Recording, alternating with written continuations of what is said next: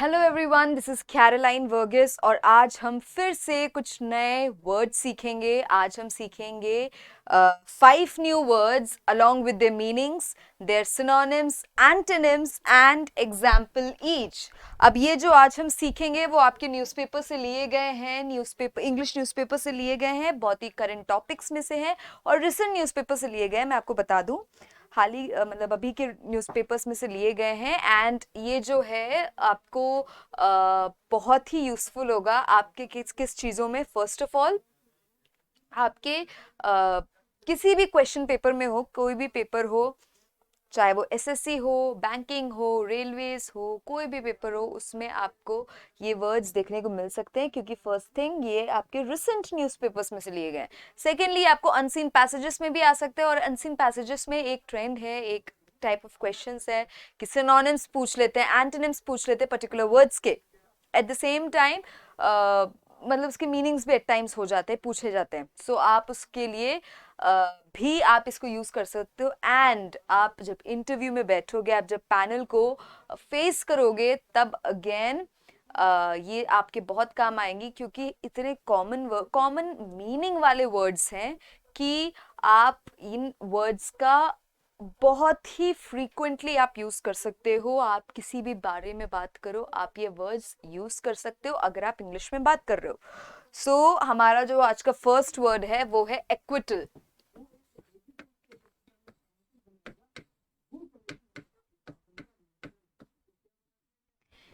Acquittal का मतलब है रिहाई। एक्विटल का मतलब है जब कोई गलती करता है या कोई मतलब कोर्ट में कोई केस चल रहा होता है और उनको रिहा कर दिया जाता है ये बोल के कि उनकी गलती नहीं है, उनको गिल्टी नहीं माना जाता, तो उस कंडीशन में हम इंग्लिश में बोलते हैं एक्विटल। अब एक्विटल के जो सिनोनिम्स हैं वो है absolution,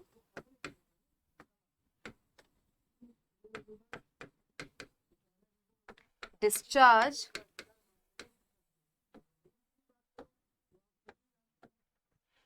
and absolution is a new word, discharge, and then expulsion.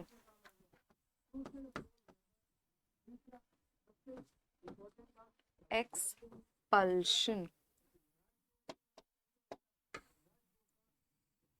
पहली बात, एब्सोल्यूशन नया वर्ड है। डिस्चार्ज हम जानते हैं लेकिन यूज जल्दी नहीं करते हैं। एंड अब हम लिखेंगे अपना third word,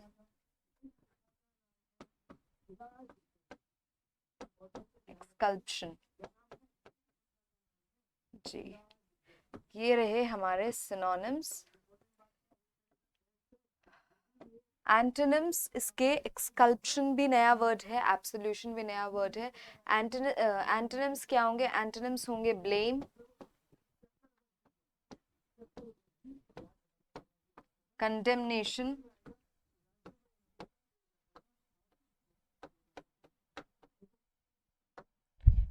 blame, condemnation and third word है सेंटेंस।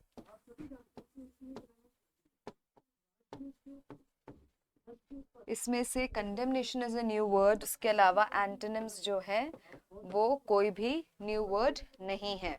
अब इसका एग्जाम्पल क्या होगा? एग्जाम्पल होगा any charge ever brought against him is has resulted in acquittal. Any charge ever brought against him has resulted in acquittal. Okay, तो ये था हमारा फर्स्ट वर्ड। हमारा सेकंड वर्ड है aggrieved.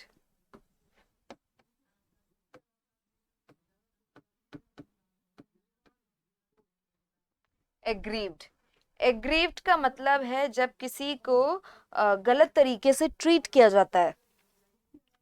जब व्हेन आपके पास फीलिंग होती है ऐसी दैट आप गलत तरीके से ट्रीट हो रहे हो या ऐसा कुछ होता है, मतलब आपको खुद में लगता है कि आप जो है आपको गलत तरीके से ट्रीट किया जा रहा है बिकॉज ऑफ एनीथिंग, आप सिचुएशन में हो, जैसा भी हो, तो उस कंडीशन में आप एग्रीव्ड फील करते हो। ऑलराइट, तो इसका सिनोनिम्स क्या है? सिनोनिम्स है आपके upset,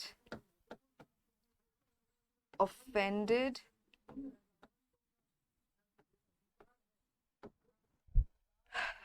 upset, offended, and third word है हमारा resentful.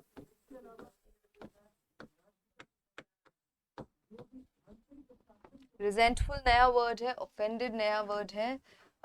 ये आपके synonyms थे aggrieved के, resentful, offended and upset. Antonyms क्या होंगे? happy, pleased, content. pleased हम usually use नहीं करते हैं, happy and content हम use कर लेते हैं. so इसका एग्जाम्पल होगा Sita felt aggrieved when she went to her teacher's house. Sita felt aggrieved when she went to her teacher's house. आपका अगला वर्ड है स्विफ्ट.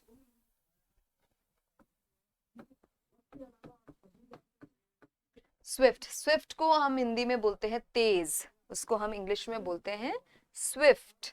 सो इसके सिनोनिम्स होंगे आपके स्पीड, डिस्पैच,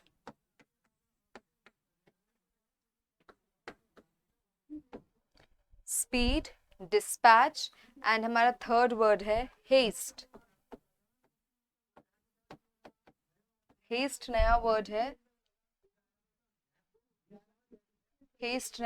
डिस्पैच नया वर्ड है, स्पीड हम यूजुअली यूज करते हैं. एंटोनिम्स क्या होंगे? एंटोनिम्स होंगे slow, slow speed,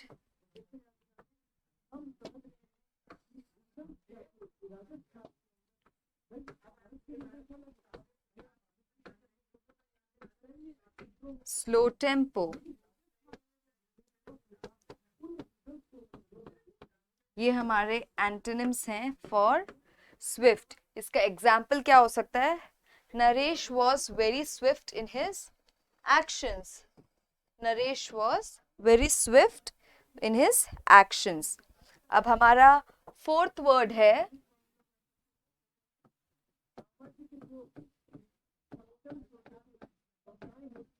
sanction. Sanction का मतलब है मंजूरी. सैंक्शन का मतलब है कोई मंजूरी.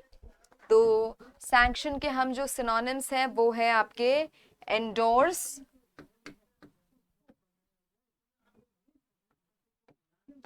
अप्रूव,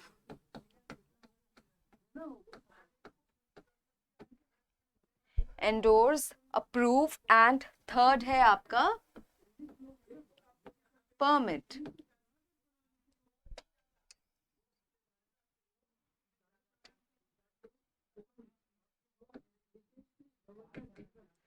एंडोर्स, अप्रूव, परमिट, ये तीनों आपके नए वर्ड्स हैं, सिनोनिम्स हैं ये. एंटोनिम्स क्या होंगे? एंटोनिम्स होंगे disapprove,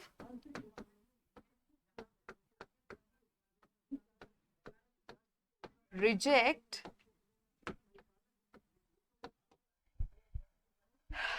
disapprove, reject and veto. ये हैं आपके antonyms for the word sanction. अब इसका एग्जाम्पल क्या होगा? He appealed to the bishop for sanction. He appealed to the bishop for sanction. ये हमारा फोर्थ वर्ड था. हमारा फिफ्थ वर्ड है इंटरडिक्ट.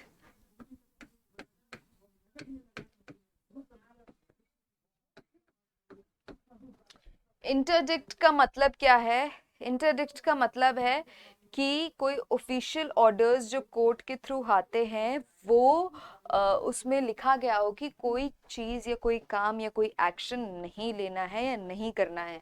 कोई ऐसा कोर्ट का ऑर्डर या ऑफिशियल जो ऑर्डर आते हैं कोर्ट से, उसमें ये चीज़ लिखी गई हो, बैन किया गया हो कुछ करने से, या कोई चीज़ या कोई एक्शन करने से बैन किया गया हो, या कुछ बोलने से बैन किया गया हो, तो उस कंडीशन को हम बोलते हैं इंटरडिक्ट. अब इंटरडिक्ट के सिनोनिम्स क्या क्या है? प्रोहिबिट, प्रोस्क्राइब, दोनों ही नए वर्ड्स हैं, prohibit and proscribe. Third word है आपका फॉरबिड, है ना? ये तीनों ही आपके सिनोनिम्स हैं। और एंटोनिम्स क्या होंगे? एंटोनिम्स होंगे अलाउ, इससे पहले एक वर्ड सीखा था sanction, allow, sanction and support. तो ये है हमारे, ये तीनों वर्ड हम अच्छे से जानते हैं। तो ये हमारे जो है सिनोनिम्स हैं। और इसको जो है आप इन सब को, इनफैक्ट आपको ऐसे सारे सिनोनिम्स और एंटोनिम्स एंड वर्ड्स को आपको कॉपीज में लिखना चाहिए। ओके, सो इंटरडिक्ट का आपका एग्जाम्पल होगा army efforts are being made to interdict enemy shipments. Army efforts are being made to interdict enemy shipments. I'll repeat. Army efforts are being made to interdict enemy shipment. तो ये थे आज के हमारे 5 words जो आपको definitely आपके copies में लिखने चाहिए। एंड आप लिखोगे तो आप बार बार इनको गो थ्रू कर सकते हो, और जितनी बार आप उनको देखोगे उतने ही आपको ये वर्ड्स फेमिलियर लगने लगेंगे। एंड जैसे जैसे फेमिलियर लगते फिर सोचना नहीं पड़ता कि इसको क्या बोलते हैं। हमारी अक्सर आदत होती है हिंदी को, हम पहले सोचते हैं हम हिंदी में क्या बोलते हैं, उसके बाद हम उसको इंग्लिश में कन्वर्ट करते हैं। कोई वर्ड हमें हिंदी में पता है, इंग्लिश में नहीं पता है, तो हम पहले हिंदी का वर्ड सोचते हैं, उसके बाद उसको इंग्लिश में कन्वर्ट करते हैं। तो वो बहुत ज़्यादा इसी वजह से फ्लुएंसी नहीं आती। तो क्या करना है हमें रोज़ ये वर्ड्स को एक बार रीड करना है। उसके बाद आप हमें इसके सेंटेंसेस बनाने, कोई भी 5 वर्ड्स के सेंटेंसेस बनाने हैं। एंड उसके बाद आपको कोशिश करना है कि आप इन वर्ड्स को जितना हो सके उतने अपने कॉन्वर्जेशंस में यूज करो। एंड मैं श्योरिटी देती हूँ, I am very much sure कि आपकी इंग्लिश बहुत इम्प्रूव होगी। Thank you so much.